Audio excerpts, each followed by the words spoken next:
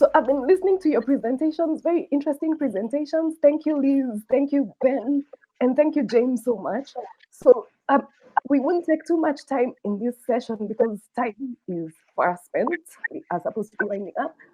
But I have a question directed at Liz specifically on personal data privacy. So we have seen all these regulations coming up over the past few years. A lot of data privacy regulations have been coming up. But we have seen that during this COVID-19 period, data privacy has actually taken a backseat as organizations and countries have taken different measures that have to fight this pandemic, and some of them are actually intrusive. They're using digital tools that are intrusive on data privacy. So my question is data privacy going to be a continued concern post-COVID, basically post-2020? And the second question tied to that is, are we shooting ourselves in the foot with regards to our data privacy regulation? Thanks for the question, Aprule. So from Google's perspective, we have seen an uptake in regulations which potentially infringe on people's data privacy rights, but our policies and procedures have stayed the same. So if we find that those laws are breaching, people's rights, we simply push back on law enforcement. I mean, it's not a guarantee that if you pass a law that we will comply outside the US, in particular. So I think we've been very much sticking to our policies and procedures and implementing them. And if certain jurisdictions want to legislate and bring new laws in to deal with COVID, we look at it on a case-by-case basis, depending. And if we find that it infringes or breaches our policies, we will not disclose. And I think I would agree that we would hate to see kind of a rollback. I think many countries, many continents have made great strides in data privacy over the last 5-10 years. And that's a great thing. And for Google, I think the user's privacy is key.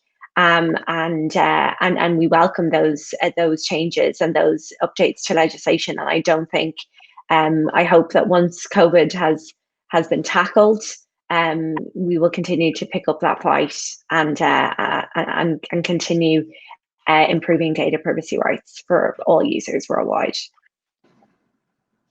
Thank you. Ben, you have something to add into that? Yeah, look, I think, you asked, is the data privacy laws that we have in place a shot in the foot? They're probably not perfect, but, we were quite pleased as an industry to see the data privacy laws come in. And they are, broadly based on the right principles. Basically for us as we've invested a lot of money in infrastructure and data centers, and we've started to see global companies coming here to Kenya. We've seen Amazon and Microsoft and Google were actually the first to have a large edge hop in Kenya. And what has been putting off a lot of big global companies coming has been the lack of data protection laws. So it's quite important, I guess, for a company like Google, if they're going to have any servers, they're going to host anything confidential about their users in the country of Kenya. But Kenya does have a good law and basis and rule of law as well. Yeah? So in the countries where we operate, I don't think, I wouldn't even say that they all have rule of law, let alone data protection law. So the countries that do have things in place are going to see better investment in the ICT sector. So for us, we're very happy to have it, and there will be some test cases. If there's anything that is wrong in those laws, I'm sure there will be tons of test cases.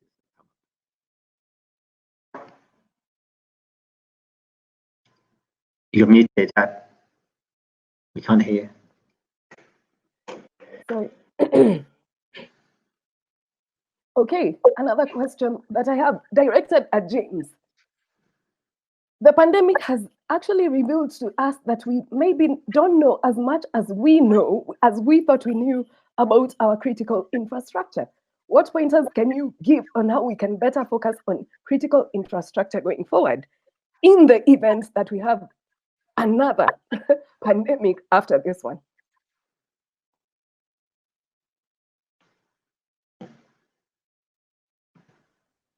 Is your question to James? You mean? Oh, he's not here. Okay, one of Liz, Ben. Yeah, maybe James is not around. I think he has a yeah. So just wind up. I think the two they can if James is not around, so that we can wind. Yeah, I mean, maybe I'll comment. I mean, it's a question. You know, we know that critical infrastructure includes broadband systems and data centers, and that's been well recognised. But what we've not recognised up now, and I was just writing about this morning because I've been on a task force for the 10-year digital economy strategy, and I was just reading that document that's about to come out. And now the platforms. So we have, you know, fiber, and we know that's infrastructure, and we say we have broadband networks and equipment and towers. We know that's critical infrastructure. And now the platforms, it's clear that the platforms that sit on top of the application layers are critical infrastructure. That includes M-Pesa and the banking switches and the banking services, but also now things like, you know, your e-commerce platforms are actually becoming critical infrastructure. So, you know, we've switched to a more use of e-commerce and using things more essential services and online, you know, buying your drugs online instead of going to the clinic. So now we need to recognise things further up the OSI stack of being critical infrastructure. The weakest link in critical infrastructure right now is Kenya Power and Lighting Corporation, who have had major power outages and countrywide outages during the crisis, and that's the weakest link in national infrastructure because its reliability is not up to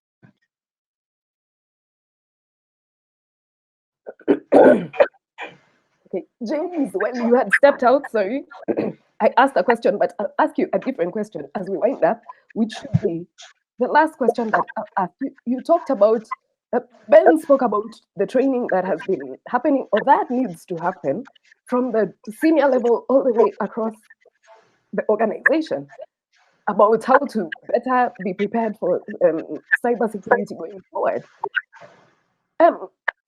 I have a question specifically on cybersecurity teams. Cybersecurity teams are going to be under scrutiny going forward, and that's a fact because the perimeter has changed, as we have seen. There are so many factors that have come into play. What would you, and how would you envision organizations better preparing their cybersecurity teams going forward after COVID-19?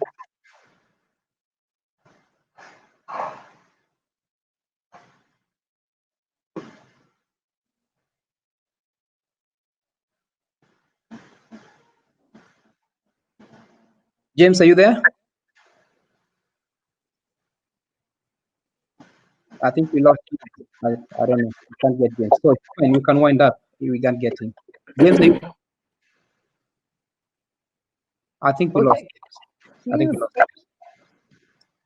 Liz, would you like to answer that question?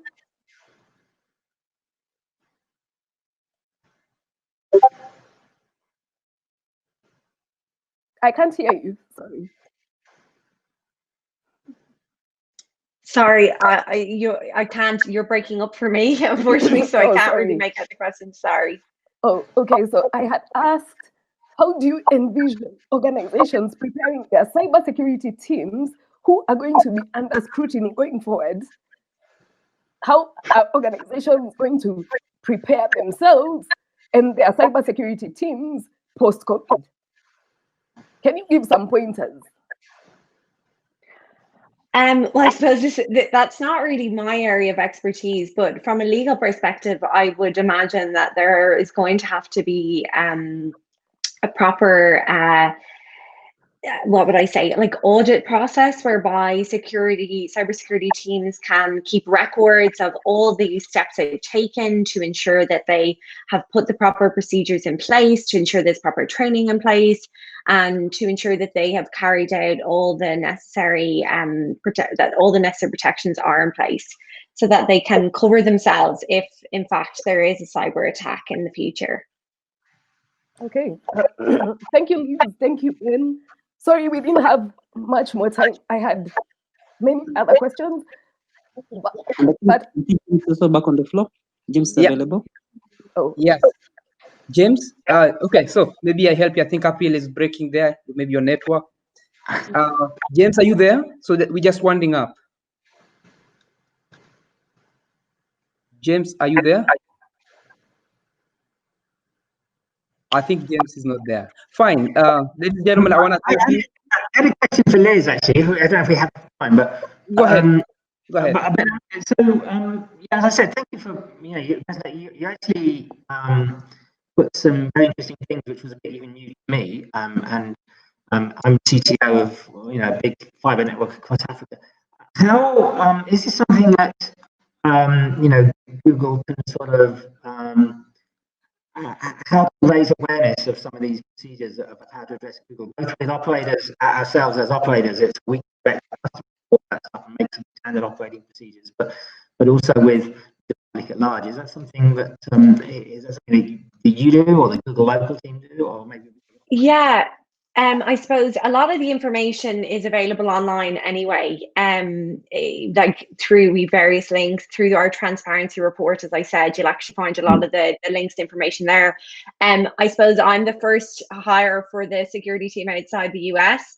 So we had planned to do a lot of outreach this year with law enforcement and agencies globally. And we do a lot, but unfortunately with COVID, we've kind of been overtaken, and obviously there's little or no travel. So I suppose this was a great opportunity for me to present here to lots of parties in Africa, and we hope to do further outreach over the course of the year through various forums. But a lot of the information, Ben, you'll actually find through our terms of service, privacy policies, and through the transparency report. Cool, thanks. Thank you, ladies and gentlemen. Thank you so much for your time. And Lee, I'm sorry you had to wait to get to the panel. I hope you had a good time, and I hope to see you next time in 2021 Africa Cyber Defense Forum.